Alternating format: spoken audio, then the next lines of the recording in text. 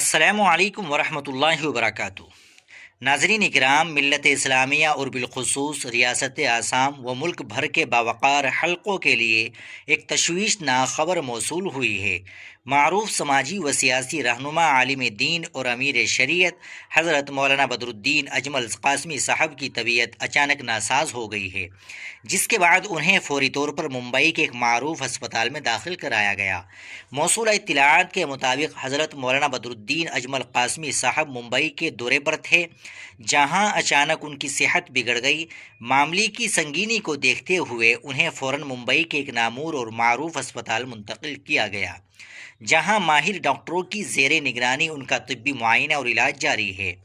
ذرائع اور مصدقہ اطلاعات کے مطابق حضرت مولانا کا طویل عرصے سے ایک انتہائی اہم اور مقدس سفر طے تھا۔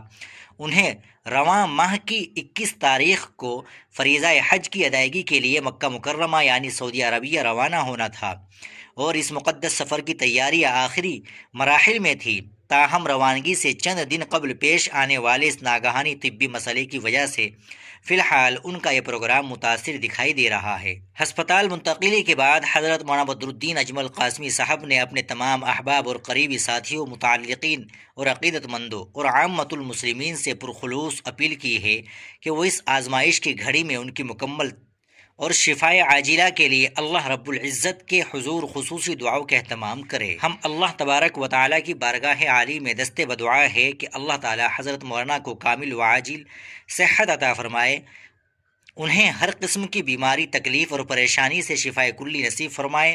باری تعالیٰ انہیں خیر و عافیت اور سلامتی کے ساتھ بیت اللہ کی حاضری اور حج مبرور کی سعادت سے ہمکنار فرمائے۔ ناظرین کرام، آپ اس ویڈیو کو زیادہ سے زیادہ شیئر کر دیجیے گا۔